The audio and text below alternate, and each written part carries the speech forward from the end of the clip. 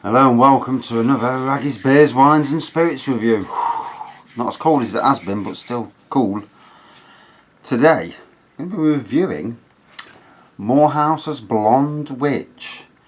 And it says it's spellbinding, tantalising. She spins her golden charms and whispers her haunting siren call like a shining beacon. Yeah. As long as it don't piss out all over me floor, I'm not bothered. That one of a previous beer. So this morning was freezing, and it's one of them times, you know, as a gardener where you get there and you go out and you think, oh, I really hate being a gardener, you know, in the freezing cold weather. And then come dinner, it's warmed up a little bit, and you know, I actually got to the stage where I was liking the job again. Pitfall, you know, every day's like a roller coaster. So, this is Blonde Witch, a punchy, full-bodied blonde ale with a distinct fruit taste and citrus hop finish. Appearance golden blonde. Sweetness 4 out of 5 sweetness. On the smell, gooseberry, zesty, fruity. On the taste, smooth, fruity and moorish. Food pairing, spiced chicken fajitas or pan-fried white fish dishes. Available all year round, in bottle and on draft. Right, that's the bump off the page. This is my review. Definitely citrus notes.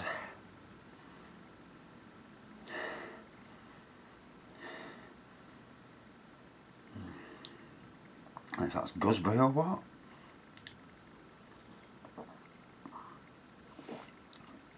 Obviously, it's very cold. I mean, it's very cool in here. We're talking, wow, 2 degrees in the beer room. Although I'm feeling quite warm now. I've just come from a warm house, to be fair. And we're doing it. We're putting the decorations up. We're not waiting for the flipping plasters. Hey, talk about being let down. It was bad enough they were coming on November the 28th to plaster, I thought. So I like to get mine up, you know, last week of this November, you know, before the last week of November. Now we're into December. 2nd of December today. It's bang out of order. Hey, fancy sending one bloke to do a 2-man job. I mean, you know, even the best of us, you know, can't do a 2-man job.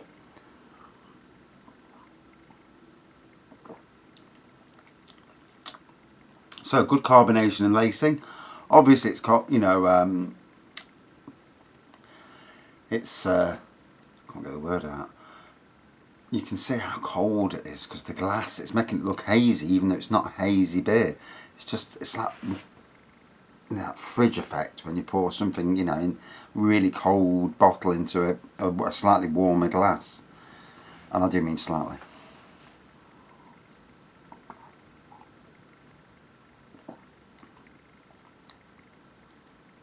So the wife's out running, and it's my turn to move the front room around and get it ready for the Christmas decorations. Oh, she's going to be pleased when I sort it out my way.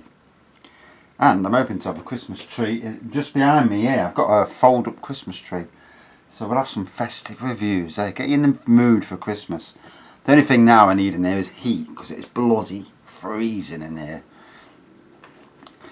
And I've been doing a lot of reviews lately, because I've got a lot of beers, you know. I've got such a stockpile of beers. It looks empty over there, but there's an absolute shed load down below. And I've got a shed load in the house as well.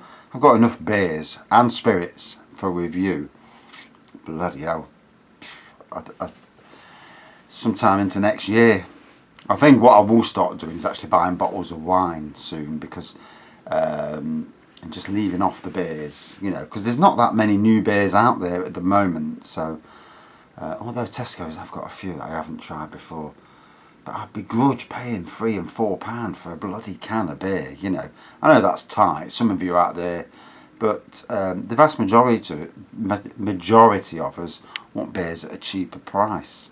And it's alright if you've got a good income and you can afford to dash out 6 or 7 quid on a beer, but sadly I haven't got that type of disposable income.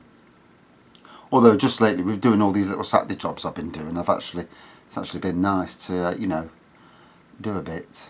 I'm tempted to do some more home brewing, but I've still got Well, I've still got a full keg, 40 pints of gooseberry. Gooseberry? Grapefruit juice wine. I've got not far off the same in the pomegranate juice wine. And I've got about 26 pints of prune juice, aka diarrhea juice wine. Works a treat though. I'm going to wash some bottles out tonight, take it into work tomorrow, give it to my manager. Can't wait for him to tell me his exploits. And he's pissed up and his wife fucking gives him a good hiding for doing stuff he shouldn't do.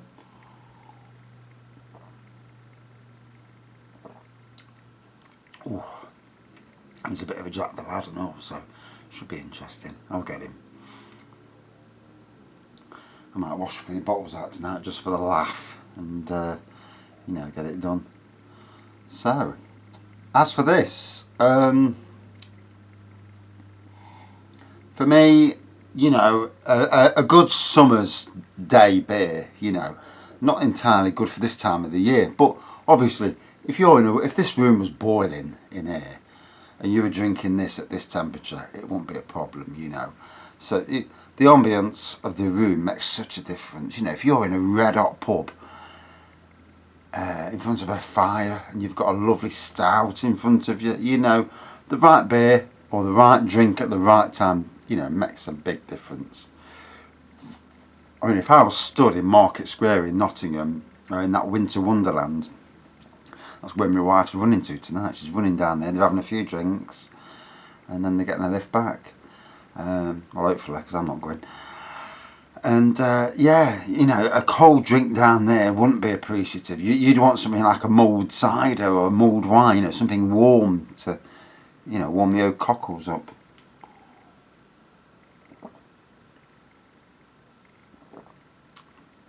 So, definitely a good evolution from lagers. Like a lot of these blonde beers and golden ales, they're the next step up, aren't they, from a lager, from a craft lager. And these days, with a lot, oh my god, it's Baltic in here. With a lot of the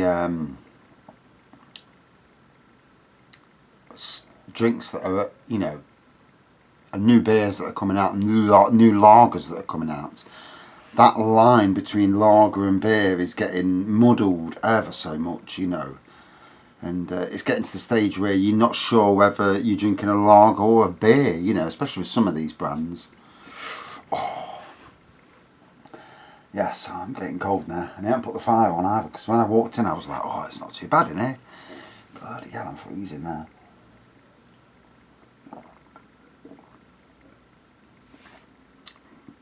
So yeah, not bags of flavour, but enough, you know, for what it is.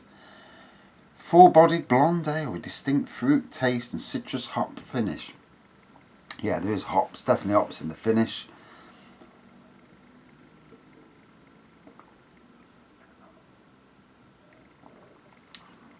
Quite twang on the tongue as well.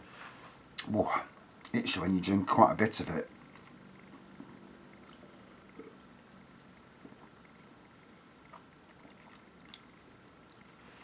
So my wife has been, with this plastering issue we had in the front room, I've had one issue after another this year. It's been one of them years. I'm sure I'm not the only person out there who seems to run into one.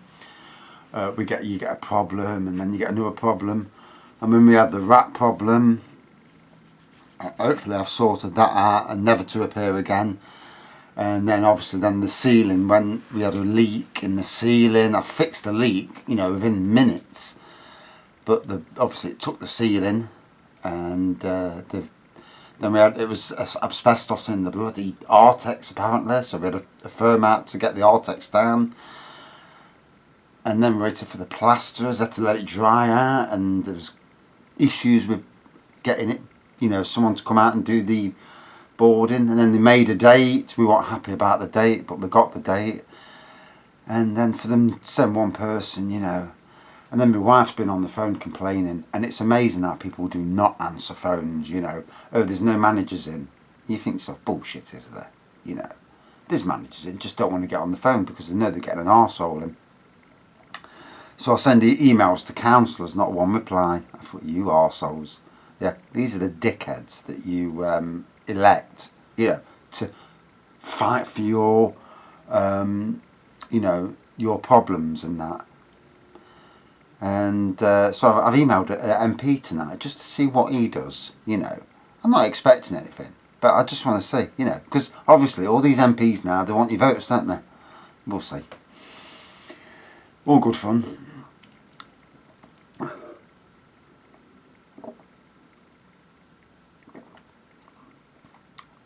If I could plaster, I'd do it myself. My dad was a plasterer, funnily enough, you know. If he was around now, it'd be great. I could say, Dad, get that plastered. And while you're there, do the rest of the house as well, because all the walls, bloody hell, they're all out. Obviously, in the olden days, they didn't know how to use a spirit level, you know. I mean, I'm not very good with a spirit level now, you know. That looks straight to me, but... So, golden pour, good carbonation lacing, white head on it. Still got a bit of a white head now. Like a gooseberry on the, you know, at the start with citrus. Twangy beer. Definitely got fruit in there. Not a fruit beer per se, but definitely fruit. There's the hoppy finish and definitely a twang when you sculpt a lot of it down. So out of 5. Oh my god, I'm frozen. Yeah, nice enough. It's not a beer that's at the top of my... Oh, by the way, 4.4% volume as well, I forgot to say that. It's not a beer that's at the top of my list of beers, but pleasantly enough, yeah. And I'm sure these fellas did a Halloween and Christmas beer once at Morrison's, but obviously Morrison's have let us down and not doing Christmas beers anymore, or certainly not a lot of Christmas beers. I've heard that Bar Humbug is there at Morrison's. Right, out of 5 then. Nice enough. I'm going to give it a 3.9 out of 5. Yeah, I think that's about the right score for it. Right, I've had enough. I'm freezing. Thanks for watching. See you soon.